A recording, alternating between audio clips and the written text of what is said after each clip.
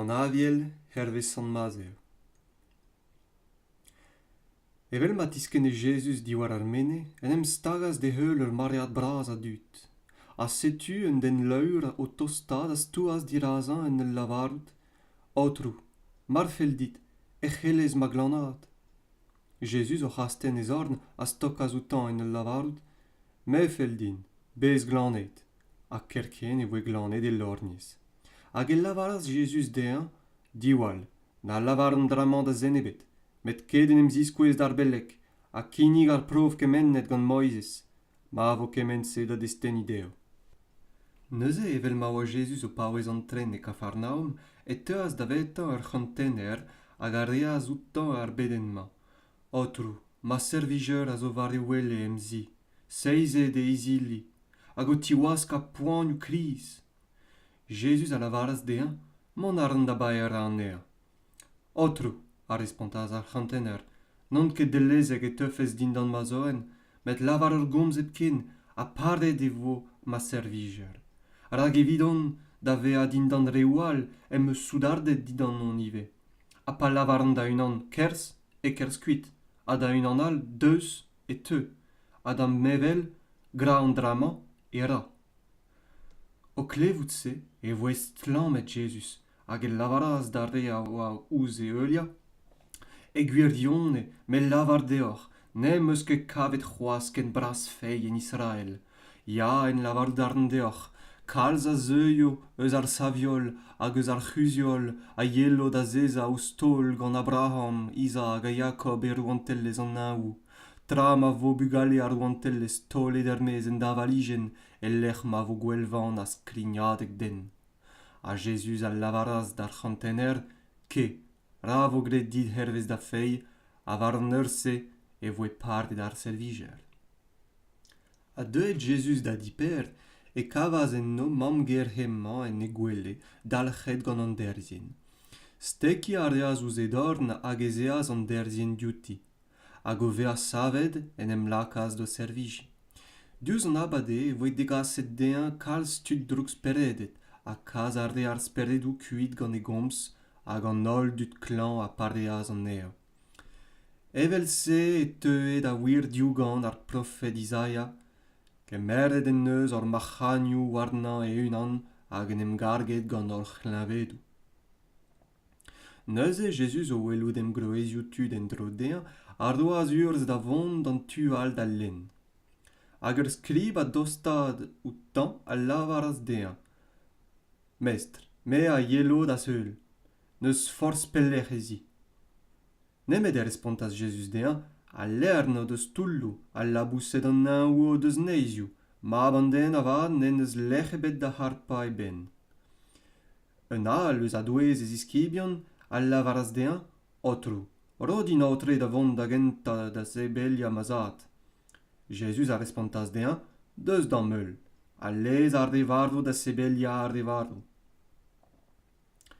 Jesus neuze o vea pignet e vak ez eaz ez iskibion ganta. A setu ma savas war ar mor ur gwal var amzer ken a oa golloet ar vag gant an tarzioù. Eo a va da gouske. A gid a zon des i huni en ul lavarout, otrou, or savete, e maon mo vont da gol. Eo a respontas, perag o c'heuzaon tud am gredik. Neus eo vea savet e c'hour drouzaz an avelioù hag ar mor, hag e teuas kalmijen vras. A se bezet ma oagn e lavarde an dut se, peseurt den eo emma, pa sen outan an avelioù zoken hag ar mor. De gwezet war an tual da lenn e bro c'hadar, e terredas da vetan daouzen drugs peredet, o ton ermez eus ar bezioù. Ken gwez e oan, man e c'helle den e bet tremen dre an ense. A setu id a hopal a bouespen. Petra fel dit ober ouzim map doue. A deuet amman d'or bourevia ar rog ar c'houlz. Ogen pellig a c'hanno e oa bagat braz a voc'h o peurdi. Hag an drugs peredou a aspet e Jesus en ur c'houlenn mar kazez a c'hannom kuit grad imman bagat morse. Kit, emmer. A gid a vont ermez a da antren moc'h. met setu ar bagad mor, en e bez, den em strinka d'ar ret, diwar un tornao der mor, ma varv jogn en dourioù. Ar vezerdion neuze a dec'h a skuit, a geid e kerd, en banjon peptra hag ar pez a oa c'hoarvezet gant ar re zrougs peretet. A setu ol dut kerd avon a ben hen da Jesus, a pa weljon an ea, e c'houlenjon digant tampella diouz o c'hornbro. O ve a pigne der vag, Jesus a dreizaz al len hag a zeuas de ger. A setu ma voe degaset dean un den seizet e izili, a stenet war gwele. Jesus, o welou do fei, a lavaras d'ar seizat. As pe fizians ma map, pardonet eo dit da bec'hedou. A setu dar neus ar skribet da lavarou den noe unan, komzou disakra zo gant emma. Met Jesus an a vezet gantan o menozio a lavaras deo. Perak mag a sonjou drogen o kalon. Peini eo an nesa. Pe lavarout pardonet eo dit da bec'hedou, pe lavarout sav a bale.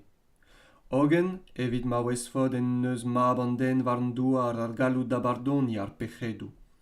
Saf, eme an ar seizat, kemer da wele, a distro d'ar ger. A gen da sevel, a da vont d'ar ger, an dud avad, o welout se a grogaz aon endo, hag a velas doue evit be a roed ur sort galout d'an dud. A go tremen dreno e welas Jesus un den, an oet mazeo, a zezet e bureo ar mal touterdes, hag e lavaras dean.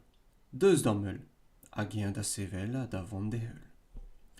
Ogen evel met o Jesus o stol e tiemma, setu ma teuas kalz a druagerion, hag a becherion da gemer o fret, gant Jesus hag e ziskibion, o welout se lavaras ar farizionet de ziskibion, perak e tep o mestr gant ar publikanet hag ar becherion. Met Jesus o klevout se a respontas deo, ne ket ar de yach o deus ezom eus ar medicin, met ar de glan. Idetta, da zeski petra eo ar gomzman. An drugarde hag aran, a ne ket ar brofaden. Non ket deuet ar vat da chervel ar de reis, met ar becherion. Neuze e teuas de gaout diskibien da Yann a lavaras dea. Perak tra ma unon ni hag ar farizionet, ne yun ket da ziskibien te.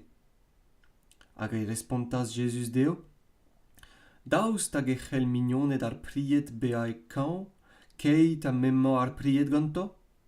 Ogen deizio a zeuio ma votennet ar priet diganto, a neuze e yunin.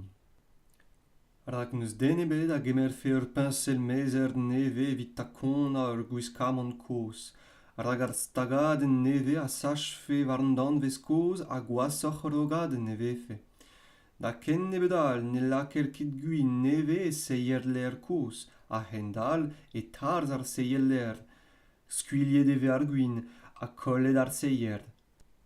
Met lakad ar reer ar gwin neve e seier ler neve hag e virer neuze an eil hag e gile.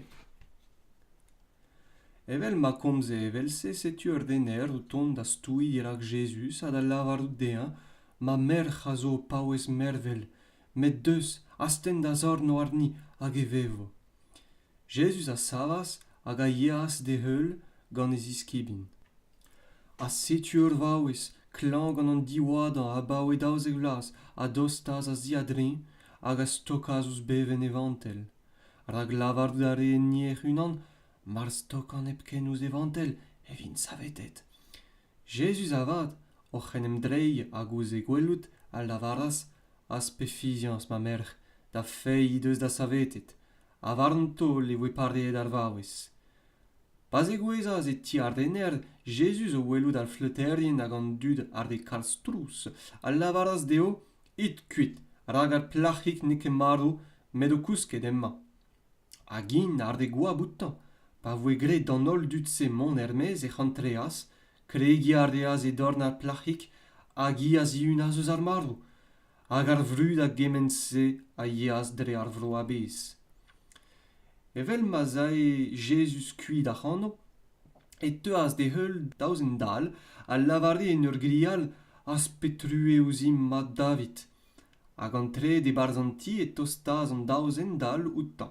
Mal lavaras Jesus deo, a krediari de c'hellan ober an drase? Yao trou emeo. Neuze, stokaz ouzo dao lagad en ul lavardout, ra vezo gret deoc'h vezo fei, hag o dao lagad a zigoras raktal. Met Jesus garvouto al lavaras. Diwalit, na vo gouvezet gant den ebet. Met ar vemañ a vech ma oagnet wardouk a embanaz hag a vrudaz an drase dre ar vo abez. Evel ma oagn o vant kuit, setu ma voe degaset dean an den mut, dalchet gant an drugspert. A goude ma voe bet kaset kuit an drugsperet, en lakaz an den mut da gomz. Hag ar bob lest lammet a lavare, pis koaz neus bet gwelet kemendan en Israel, met ar farizianet a lavarde, dre bris an drugsperedou e o e kas kuit an drugsperedou. A Jesus a gerse dre an olgerioù a dre an olgeriadennou en ur gelen er synagogennou. En ban arre kellou mad ar ouantelles a parde a pep klinved a pep langis. Ogen o welout an engroezioù tutse en devo Jesus true outo, a rak skuiz e oagn a mantret evel dinved ep meser. Neuze lavaras des iskebien, stang e an eost, distang avad e an eosterien. Pedit eta mest an eost ma kaso var eost laborerien. Gervel a reaz neuze ez aozek diskipl, a gerroaz deo galout da gaz kuit ar speredou hudur a da barde a pep klinvet a pep langis. A setu amman an noioù an daozek apostol. Simon an oet per, an inikenta, hag Andreu e vreur. Jacques, mab Zebedea, a Jan e vreur. Philippe a Bartolome. Thomas a Mazeu ar publikan. Jacques, mab Alfe, a Tade. Simon ar gredek, a Judas an Iskariot, an ide a wersaz zoken an nea. An daouzek se, Jesus o c'hassaz da viziona en ur gemen deo kemenma. Nid ket var zu ar baganet an antreit ket e kerioù samaris. Itken toch et rezek dinvet kollet ti Israel. Var o hen, embanid emman tost rouantellez an naou. Parde id ar de glan, da zorc'hid ar de vardo, glan a id ar de laour, kasit kuit an drugsperedou. Rezevet oc'h eus evit netra, roid evit netra, na gasit ganeoc'h, na gaour, na garchan, na monez, en o kouriz. Na zac'hebet evit an nen, na diouse, na botou, na bas, rak da labourer eo dled e vouet. E kemen ker a kerdiaden ma zefad en ni goulenit piou a zo delezek do tegemerut, a chomid en e dibeteg ma zefad kuit. En ur antren e barzanti saludit. A marde o delezek antise a razis ken no warna o puach. Marne ket delezek a razis troi o warna o puach. A marne fet ket dan dud o tegemerut nachilav o komzou ider mez eus anti pe eus ar gerse, hag ejid ar boultren diwar o treit. E gwerione me lavar deoc'h, da zeiz ar varn, ne vezo ket gret ken gwaz e kenver Sodom a Gomorra hag e kenver ar gerse. Gwelid o kas ar an evel dinved e touez bleizi. Bezid e tavar evez evel neiret a geun a galon evel koulmet. Diwali diouz an dut, rag o lakad a rein e tre daouarn ar varnerion, o skourjeza a rein en o synagogennou. Dirag ar c'hoarnerion hag ar ouanet e vefot degaset a balammour din me, da zougen testeni dirazo a dirag ar broadou. Pa vefot laket evel se tre o daouarn, nenem chalit ket da c'houzout penons respon, na petra lavarout, dan ur se e voroet deoc'h petra lavarout. Rak ne ket c'hui a gomzo, met speret o tad eo an hini a gomzo en noc'h. Ar breur a werzo e vreur d'ar marou, hag an tad e vugel, ar vugale a savoe ne bocheren, hag o lakaio d'ar marou. An ol o devo ka soni ouzoc'h a balammour d'an manno, met an hini a zalc'h o start beteg ar fin enez a vo salvet. Pa vefot gwall gased en ur ger techit don all. a mardoc'h e skinet er gerse, techit c'hoaz de nal. E gwirionne, me lavar deoc'h, no po ket echut adremen dre gerioù Israel, ma vo deuet mab an den en dro.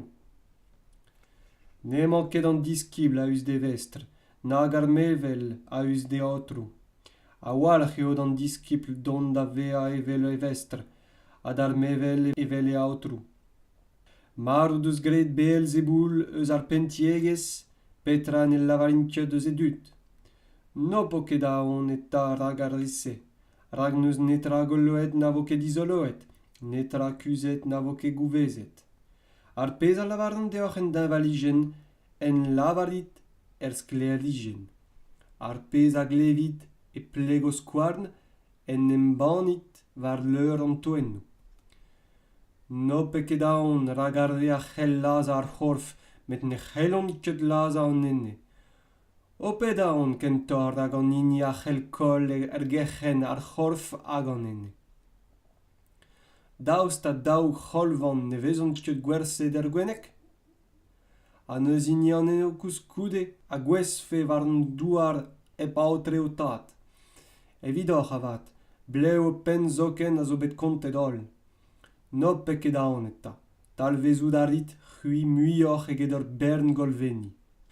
Kemen hini eta en devo an zaoued a c'hanon dirag an dut, e c'han zavin meive an ean dirag mazad a zo en naou.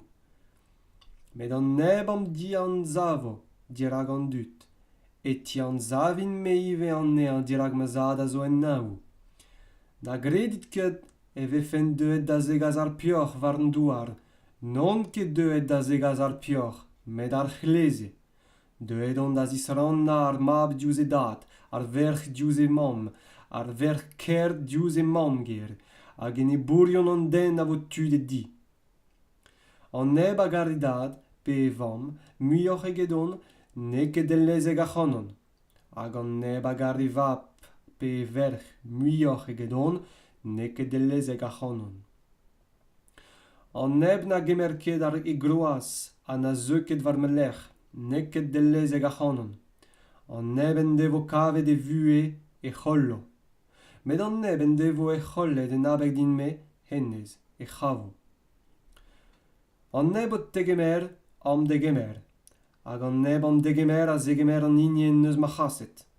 An neb a zegemer un diouganer evel diouganer a resevor e c'hobr a zouganer. Hag an neb a zegemer un den just evel den just en devor gopr a zen just. A piou benag en devor oed ur weren a dour frez kep ken da unan eus ar reviense, dre ma zeo diskip din me, en lavarout ar an deoc'h e gwirionne, ne golo ket e c'hopr. Hag echu gantan a rei gentelioù de zaouzek diskip, ez eas Jesus a c'hano evit mont da gelen ha da brezeg en o c'herioù. Yann avad en e brison o vea klevet petra oa oberou ar Christ, a gasa signiennou eus e ziskibion da c'houlenn diganta. Ha te eo an hini adledon pe un al on eus da c'hortoz? Jesus a respantaz deo, it da gemen en dro da Yann ar pez a glevit hag a welit, an dud dal a wel, ar de gam a gers, ar de laur a zo glanet, ar de vouzar a glev, ar de vardo a sav da veo, ar de baor a zo kemennet deo ar c'heloumad, hag evurus an neb ne vinket un droug skoil evita. Evel ma war de man o vont varok, en em lakaz Jesus da lavarout d'ar bobl diwar den Yann, na petra o c'heit da welou d'ar gwellech, ur dos klen brallet gant an avel? Met petra o c'heit da welout, un den gwisket gant diliad flour? Ar de avad a zoug diliad flour a chom e palezioù ar ouanet? Met petra ta o c'heit ober? Da welout ur profet? Ya, me lavar deoc'h, a muioc'h eget ur profet. Hennez eo an hini a zo bet skrivet diwar e ben, setu ma kassan ma c'hanad dirazout, evit ma kempenno an en evidout. E gwirionne me lavar deoc'h, et ouez bugale ar groagez, neus bet inni o sevel brasoc'h eget Yann vadezour, a koulskoude ar biannan e roan telez an naou a zo brasoc'h eget ta. A baouet evezioù Yann vadezour, betek vremmañ, e zeer drener zero antelles an naou, hag ar de daerd eo arde a skaban ei. Rag an orbra fedet hag al lezel o deus diouganet an dazon beteg yann. A marfel deoc'h kompren, eo e an elia hag ad le don. An eben deus diouz kwarn a rag levo. Ous piou qu'un verdia ar dumat tudman. Un velin ous potre digou a zezet war al blazen hag a hoban an eil ad ar real. C'hoarie don eus deoc'h gant ar fleut, a noc'h eus ket danset. Kanet on eus deoc'h gwerzioù kan a noc'h eus ket skoet war boul o kalon. Rak deuet eo yann hep debri, hep heva, hag an dud o deus lavaret, un droug speret a zo enna. Deuet eo mab an den o tebri, o heva hag e lavarogne, setu eo lontek, un never gwin, ur mignon d'ar publikanet ha d'ar becherion, met an avezet eo bet ar furnez diwar e c'hober. Neus e teraouaz d'ober tamalloù d'ar c'herioù, en devoa gret enno an darn vuia eus e vurzudou, dreno devoa ket gret pinijen. Malos dit Korazein, malos dit Betsaïda, rag mard bije bet gret e tir hag e sidon ar burzudou bet sevenet en noc'h, pel zo divije ar c'herioù se gret pinijen gant ar seurdeun hag al ludu. Ya, me lavar deoc'h e kenver tir a sidon, ne vo ket gret da seiz ar varn ken gardo hag en no kenver. A te Kafarnaoum, daoust a sevel ar di beteg an naou? Diskarde de vi beteg bro ar maro. Rag mard bije begret e Sodom ar burzudou a zo bet sevenet en nout e vije c'hoazen e savierie. Ya, me lavar deoc'h e kenver Sodom, ne vo ket gret da zeiz ar varn ken gardo hag ez kenver te. En amzer se, en em lakaz Jesus da gomz hag e lavaras. Benonz a lavar an dit, o tad, aotrou an naou hag an douar, dre ma c'eus kuzet an traoù se ouz ar de fur a desket a ma c'eus o diskuliet d'ar vugaligou. Ya, tad, rag evel se eo bet plijet dit. Pep tra zo berdoet din gant mazad, a denebet ne an naou ar mab nemet an tad. A denebet ne an naou an tad nemet ar mab, hag an neb e plij d'ar mab en diskulia dea.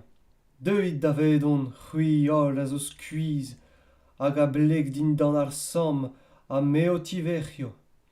Kemerit war noc'h ma yew, a deskit diganin ezon douz hag izelleg a galon, a diskuiz hag a fod evidoc'h en neo. Rageiz eo ma yew, a skan e ma sam. En amzer se edo Jesus o vont a dreuz trevadouet, un deiz sabat e oa. Hag ez iskibien, naon ganto, en em lakaz da zifran mapen ouet a do debri.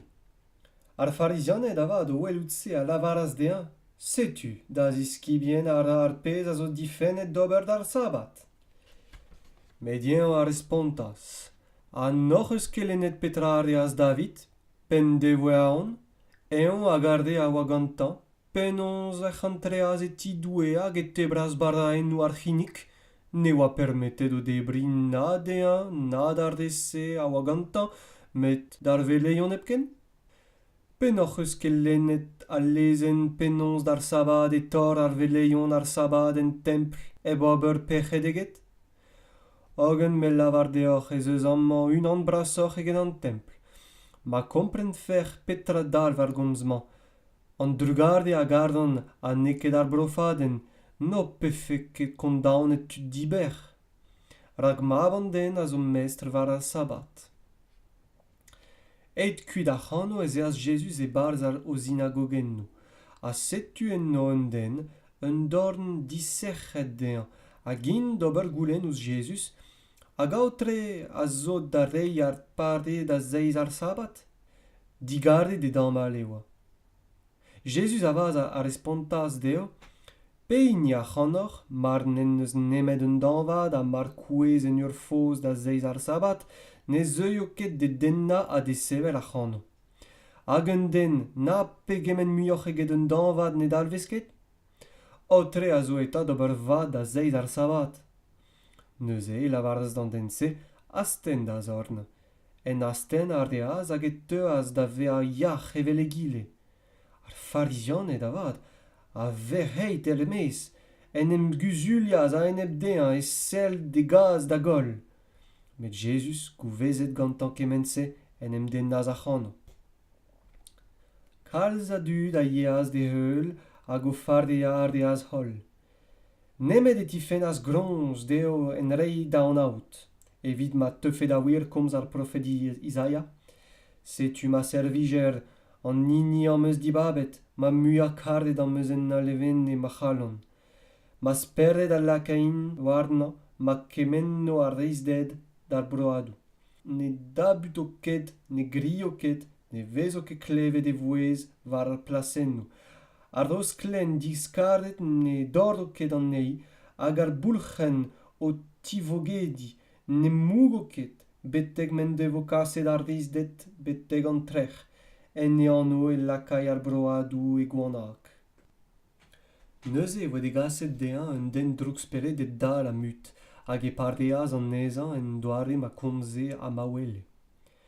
Hag an ol bo blestlam et a lavare, daoust ta neket emman a vije mab davit. Met ar farizionet o klevout se a lavare, hennez negas kuit an drugsperet ou nemet drenerz Beelzeboul, priz an drugsperet ou. Jesus avad o c'hanavezou de sonjou a lavaraz deo, kemen rouan tellez hag a zo dizun vaniez enni a yelo da gol, ne c'hellin ket padout.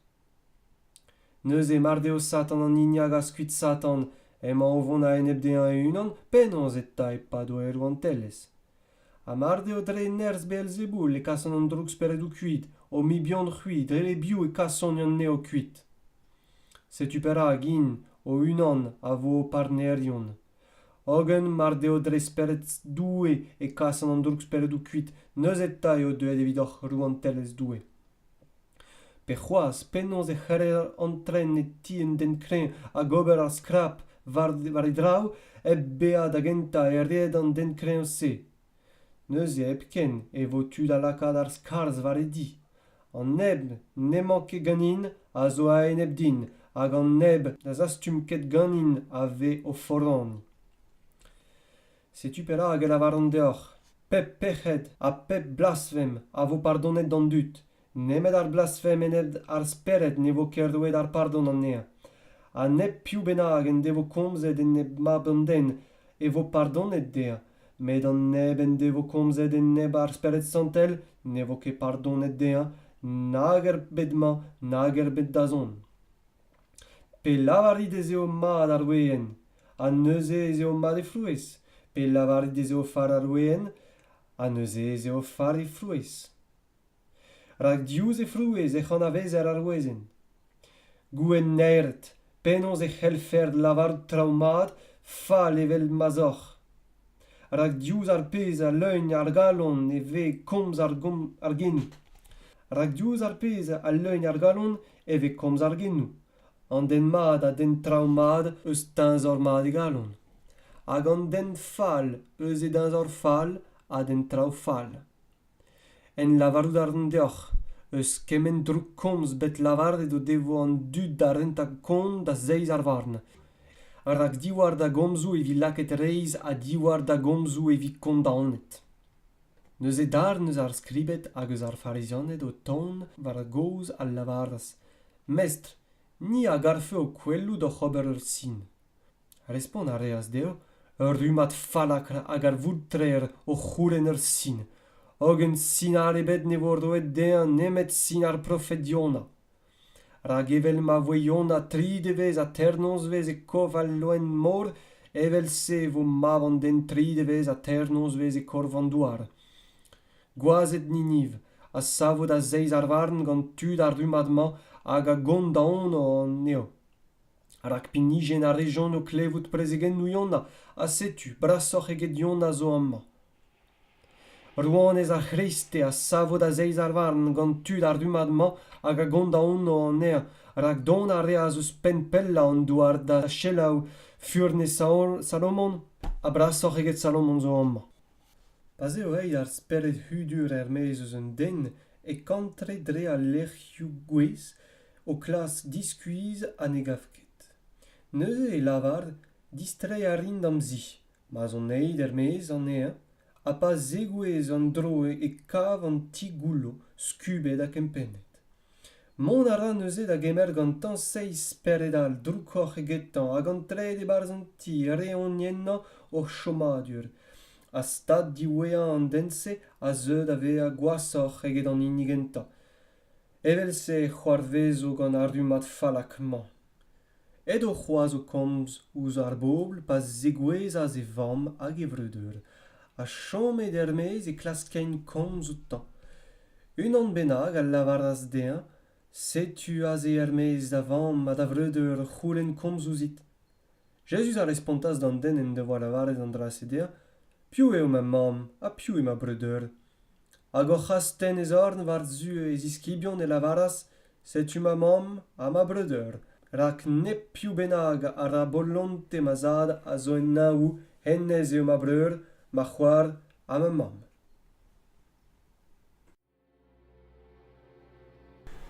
Echuom gant ur beden evit Breizh. Breizis, kouezont d'an daoulin hag eb falgaloni. Pedom Jesus da gemer true eus ur broni. Breizh diskardet ur pillet ne beutoc'h askedo. Varodou ar c'hornaouak na dinval e vezo.